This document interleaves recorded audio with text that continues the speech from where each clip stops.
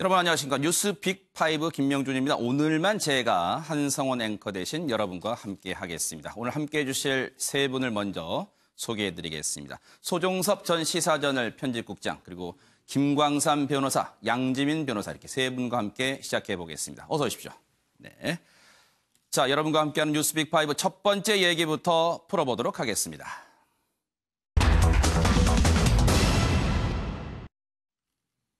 자, 잠시 후 오후 4시부터요, 이 정기국회 본회의가, 마지막 본회의가 이제 예정이 돼 있는데, 오늘 이 하이라이트가, 관전 포인트가요, 오늘 이 더불어민주당과 자유한국당이 처리하기로 합의한 예산안이 이제 본회의에 상정이 됩니다. 그 얘기부터 풀어보도록 할 텐데, 먼저 이 시각 국회에 나가 있는 취재 기자 연결해서 자세한 내용 알아보도록 하겠습니다. 박유영 기자. 470조 5천억 원 예산안에서 5조 원 넘게 감액하고. 네, 국회입니다. 오늘 오후 4시로 이제 본회의가 예정이 돼 있습니다만 일단 차질 없이 진행은 될 것 같은가요? 어떻습니까? 네, 더불어민주당과 자유한국당은 오후 4시 본회의를 열고 민생법안부터 처리하겠다는 입장입니다. 민생법안은 음주운전 기준을 강화하는 도로교통법, 일명 윤창호법을 포함해 200건 정도 됩니다. 이런 비쟁점 법안부터 통과시킨 후에 예산안을 의결하겠다는 건데요. 예산안은 실무 작업을 마치는 대로 오늘 자정을 전후에 상정될 것으로 보입니다.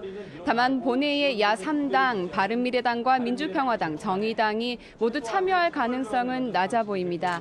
현재 야 3당은 어제 민주당과 한국당이 선거제 개편에 빠진 예산안을 합의한 데에 반발해 이틀째 단식과 농성을 포함해 강력 투쟁을 벌이고 있습니다.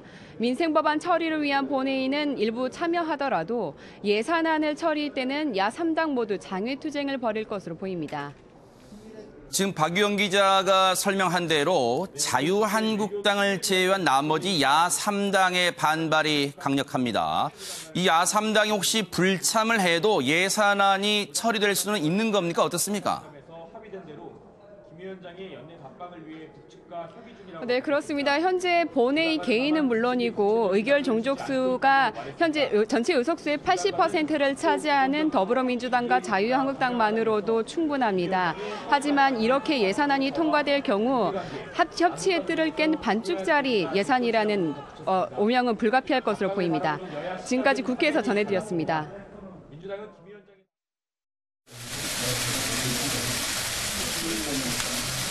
편성에서 탄생한 이 정부가 지금 하는 일이 제도 개혁을 국회의원 밥그릇 지키기라고 평화했습니다.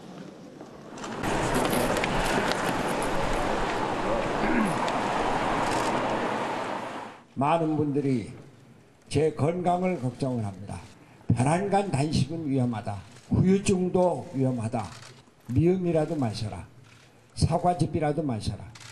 그러나 제 목숨을 바치겠다고 나선 단식 그대로 가겠습니다. 물만 먹고 필요하면 손가락에 소금 좀 찍어 먹고 견디겠습니다.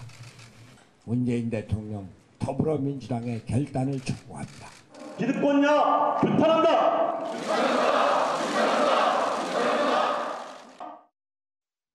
소국장님, 지금 보신 것처럼 이 예산안 처리를 두고 정기국회가 막바지의 급속도로 지금 얼어붙고 있습니다.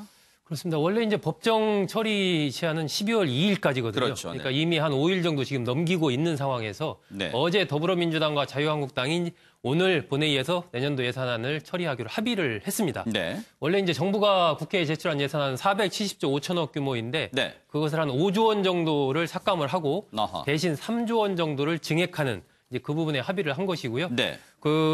이제 자유한국당 쪽에서 요구했던 남북 협력 기금을 한 1천억 정도 삭감을 하고 네. 또 일자리 예산도 한 6천억 정도 삭감을 하는 걸로 그렇게 이제 더불어민주당이 받아들이고 하면서 네. 전격적으로 처리하는 걸로 합의가 됐는데 네. 그러다 보니까 이 선거제도 개혁과 같이 그동안에 주장을 해왔던 바른미래당과 민주평화당, 정의당 입장에서는 네. 이 거대 양당의 기득권 야합이다. 네. 이렇게 이제 강력하게 그 부분에 대해서 반발을 하면서 더불어한국당이 탄생했다. 뭐 이렇게 이제 비판을 했습니다. 그러면서 네. 어제부터 이제 바른미래당의 손학규 대표 또 정의당의 이정미 대표는 단식 농성까지 하고 있는 그런 네. 상황이기 때문에 과연 오늘 오후 4시 본회의가 제대로 열리게 될지 네. 또 예산안이 야 3당이 불참한 상황에서 그럼 거대 양당만으로 처리가 될지 네. 이 부분이 상당히 지금 주목되는 상황입니다. 네.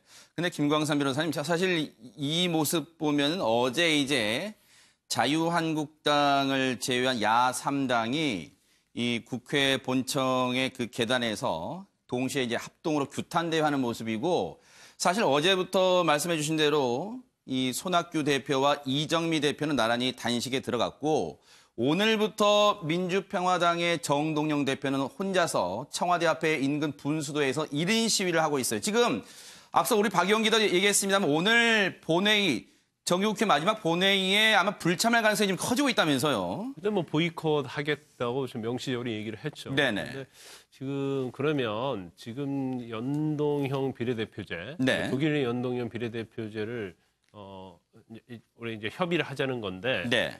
일단 그런 것 같아요. 일단 선거구제 개혁안이 만약에 네. 예산안이 끝나버리면 이게 또 위야무야 돼버릴 가능성이 크기 때문에 네네. 근데 어떻게 보면 예산안 자체는 이제 국민의 어떤 생활과 그러면 국가 살림과 밀접한 관련이 있는 거 아니겠습니까? 아하, 네. 그래서 이걸 볼모로 잡아서 선거구제에 관한 협의를 하자는 것에 대해서는 사실 국민의 지탄을 받을 수도 있어요. 네. 근데 아마 이 야3당 입장에서는 너무나 이제 절실한 거기 때문에 네. 그런 어떠한 욕을 먹는다 하더라도 이건 어떻게 해서든지 이뤄내야 한다고 그렇게 생각을 하고 있는 것 같고 네. 또 어떻게 보면 또 그 예산안과 연계되어 있기 때문에 이제 국민의 관심을 좀 굉장히 받을 수 있거든요. 네네. 그러면 연동형 비례대표제는 문재인 대통령의 공약이었고 네. 또 민주당의 그 정당 정책의 하나 중에 하나거든요. 네. 근데 이런 걸 이제 어기는 거에 대해서 이제 비난의 목소리를 좀 크게 높여보자 이렇게 보는 것 같습니다. 네. 그래서 특히 현재 야 3당 중에서도 바른미래당이랄지 민주평화당은 사실 이 연동형 비례대표로 가지 않으면 다음 네. 선거에서 존립의 위기가 좀 있어요. 아하. 그러니까 이제 사활을 걸고 이걸 쟁취하겠다. 아하. 그래서 예산안과 연계하겠다 이제 그런 네. 취지인 거죠. 아하. 그런데 여기 보시면요. 여기 볼게요. 손학규 대표, 이 바른미래당 손학규 대표는 어제부터 이제 오늘까지 치면 이제 이틀째 이어가고 있는데 보세요. 이 찬바닥, 국회 본청 앞에 보면 여러분 기억나시죠? 이렇게 넓은, 뭐 로텐더홀이라고 부릅니다만 어쨌든 그 넓은 홀이 있습니다. 거기에 지금 바닥에 물론 매트를 깔았습니다만 얼마나 춥겠습니까? 어제부터 날씨가 추워졌잖아요. 이렇게 단식을 이어가고 있고 지금 이정미 대표, 정의당 이정미 대표도 이어가고 있는 단식을 이어가고 있는데 두 대표의 단식 모습은 좀 대비가 됩니다. 이정미 대표는 이른바 바닥에 앉아서 좌식으로 일단은 단식을 이어가고 있고 손학규 대표는 책상에 의자를 놓고 앉아서 단식을 이어가는 모습도 보였는데 그리고 여기 민주평화당 정동영 대표는 앞서 말씀드린 것처럼 청와대 앞에서 인근 분수도에서 1인 시위를 이어가고 있어요. 오늘 칼바람 맞으면서 이어가고 있는 아침의 모습입니다. 그런데 지금 양지미 변호사님, 손학규 대표의 결기랄까요? 이 결기가 간단치 않아요. 나를 바치겠다. 이런 지금 각오까지 내비치고 있습니다. 맞습니다. 사실 손학규 대표의 이제 나이가 70이 넘었습니다. 그러네요. 그래서 본인의 이제 나이까지 이제 언급을 하면서 네. 사실은 70이 넘은 사람이 무슨 단식을 하게 되냐. 본인도 사실은 하고 싶지 않은데 우리나라 정치가 어쩔 수 없다라는 네. 이제 취지로 얘기를 하고 있고요. 네. 그러면서 문재인 대통령에게 간곡히 호소한다라고 하면서 네. 문재인 대통령이 촛불혁명으로 당선이 됐는데 실질적으로 제도 개혁은 없었다. 그러면 무슨 그 정권과 차이가 있느냐라고 이제 지적을 하면서 네. 연동형 비례대표제가 사실은 이제 그런 제도 개혁의 시작이기 때문에 결단을 촉구한다라고 굉장히 강력하게 의지를 표명했습니다. 네. 그런데요, 이 소국장님, 더불어민주당과 자유한국당이 예산안을 오늘 처리하기로 합의는 했습니다만 나머지 야 3당이 강력 반발하는 게 두 당 입장에서도 부담스러울 수밖에 없을 것 같습니다. 굉장히 부담스럽죠. 사실 뭐 의석수 자체만 놓고 보면 처리하는 데는 문제가 없습니다. 아하. 지금 이제 더불어민주당이 129석이고 자유한국당이 112석이거든요. 네. 그러면은 뭐 과반수만 150석만 넘기면 되는 거니까 네. 충분히 넘기는 거죠. 아무 문제가 없는데 문제는 숫자로 그렇게 해서 두 당만 해서 처리했을 경우에 이게 다른 것도 아니고 예산안 문제인데 그리고 내후년에 또 총선이 있습니다. 그러네요. 그렇기 때문에 이 거대 양당으로서는 야3당이 불참한 가운데 예산안을 그냥 처리할 경우에 그 이후에 발생하는 많은 부분에서 정치적인 부담을 또 안을 수밖에 없는 것이거든요. 그렇기 때문에 지금 특히 이제 민주당의 홍영표 원내대표가 아주 적극적으로 야3당의 원내대표들 만나면서 네. 설득 작업을 계속 하고 있는 것이 네. 아마 지금 시간은 조금 있는 거죠. 일단은 이제 4시에 본회의가 개회를 한다고 해도 네. 민생법안부터 먼저 처리를 하기로 그러겠죠. 했거든요. 네. 그게 한 200건 정도 됩니다. 그렇게 많아요? 예, 그 아하. 많기 때문에 그걸 처리하다 보면 아마 밤 늦게까지 갈 거고 네. 그렇기 때문에 실질적으로 내년도 예산안을 처리하는 것은 아무리 빨라도 오늘 밤 늦게 네. 아니면 내일 새벽일 가능성이 있거든요. 그러니까 그때까지 아마 홍영표 대표는 적극적으로 야3당이 동참할 수 있는 여러 가지 방안, 특히 그 연동형 비례대표제 도입과 관련된 네. 선거구제에 대해서 어떤 식으로 앞으로 로드맵을 네. 제시를 해주느냐 네. 이런 부분이 상당히 좀 중요한 어떤 지금 시점이 아닌가 네. 생각이 됩니다. 양당 대표의 입장 좀 볼까요? 야당 달래기 나선 민주당과 한국당인데 이해찬 대표는요. 손학규, 이정미 단식 안타깝다 이런 입장 밝히고 있고 김성태 자유한국당 원내대표는 나도 해봤지만 후유증 겪었다.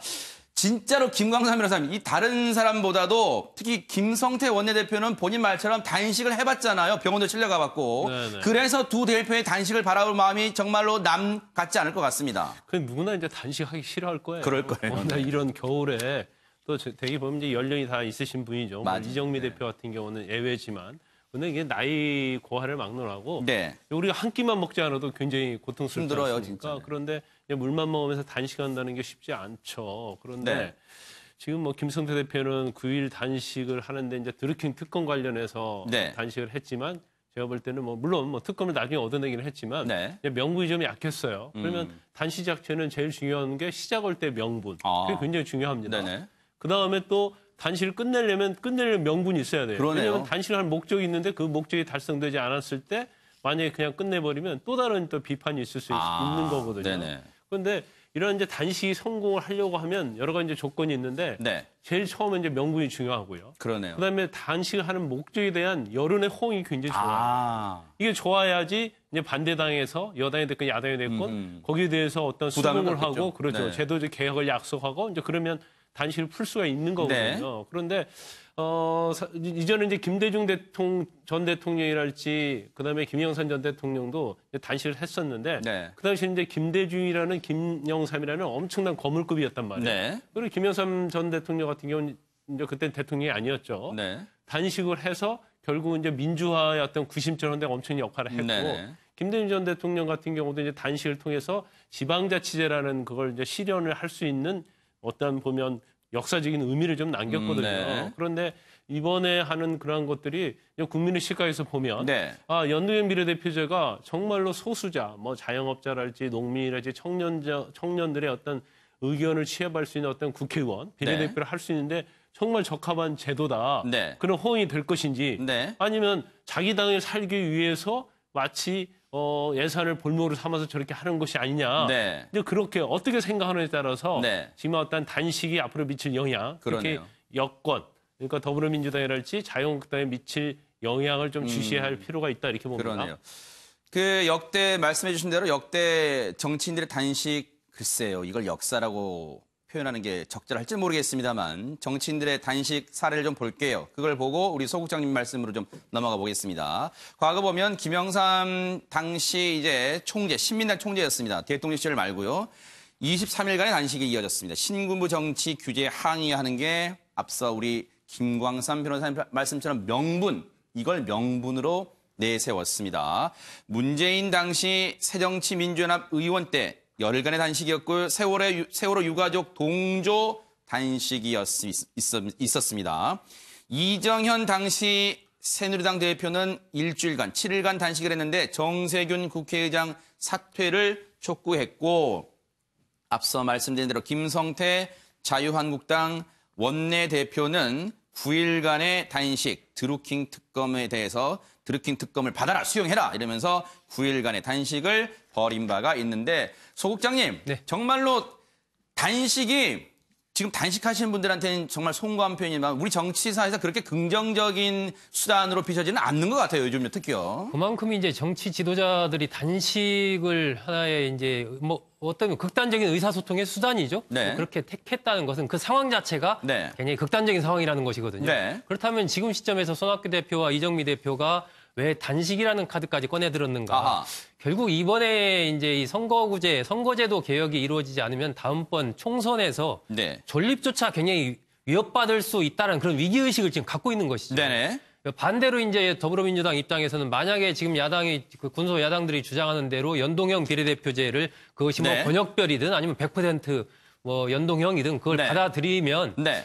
아무래도 이게 여소야대가 될 가능성이 상당히 높아지는 아하, 것이거든요. 네. 그렇게 되면 정치적으로 굉장히 부담이 큰 겁니다. 네네. 그렇기 때문에 내심 이제 민주당으로서는 안 받기를 원하는 거고 네. 반대로 군소야당들은 이걸 반드시 받아내야 네. 당의 어떤 존립이 더 확보가 되고 더 살 길이 열린다고 보기 때문에 네. 그 지점에 딱 있으니까 아하. 지금 극단적인 어떤 네. 진식이라는 것까지 선택을 하는 거죠. 자, 이런 가운데요. 정동영 민주평화당 대표가 그저께 라디오 인터뷰에서 했던 발언이 지금 계속해서 파장을 낳고 있는데 그 얘기 한번 들어보시고 이어가 보도록 하겠습니다. 이 집권해서 1년 지나가면요. 예. 귀가 다칩니다. 그게 문제예요. 좀 그런 얼마 일이 전에 있어요. 예. 함세웅 신부님이 말씀하셨다고 손학규 대표가 그제 얘기하더라고요. 대통령께서 혼자 밥 먹는다. 그건 위험신호입니다. 대통령이 어떻게 혼자 밥을 먹습니까? 안 되죠, 그러면. 그건 안 되죠. 네. 그렇다면 그것은 잘못된 일입니다.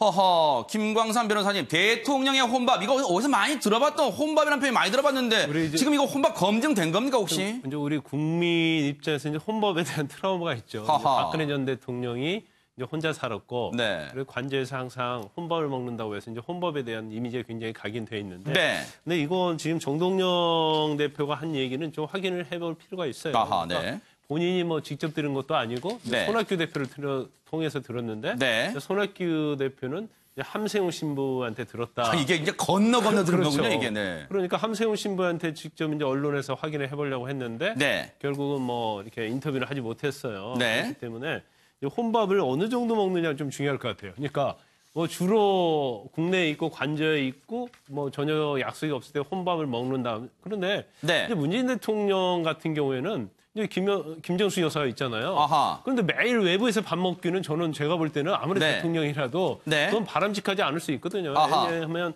본인도 좀 쉬어야 하고 구상도 해야 하고 그래야지 또 국정을 운영할 수 있는 거 네. 아니겠습니까? 그런데 만약에 이제 혼밥을 먹었다고 하는 것이 너무나 다반사다. 아하. 그러면 이제 그건 문제될 수 있다고 봐요. 네. 왜냐하면 점심이 됐건 저녁이 됐건 같이 참모들과 아니면 이제 외부 사람한테 직언을 들을 수 있는 자리, 네. 그리고 국정 운영에 관한 관해서 소통을 해야지 네. 대통령이 합리적인 어떤 결정을 내릴 거 아닙니까? 아하. 그런데 그런 것들을 다 배제를 하고 혼자서 밥을 먹는다. 그건 네. 정말 큰 문제일 수도 있어요. 네. 그런데 다시 정말 혼밥이냐 아니냐 이 부분에 대해서는 청와대에서 이제 부인을 하고 있죠. 네. 뭐 그런 게 아니고 많은 사람 만나고 있고 식사도 네. 하고 회의도 한다. 네. 그래서 그렇지 않다라고 이제 얘기를 했기 때문에 아마 뭐 그거 진위는 좀 확인을 해봐야 할 것 같습니다. 네. 어쨌든 글쎄요. 이거는 누구한테 들었다더라. 손 대표한테 들었다고 했는데 손 대표는 또 함세웅 신부가 그랬다더라. 물론 함세웅 신부는요.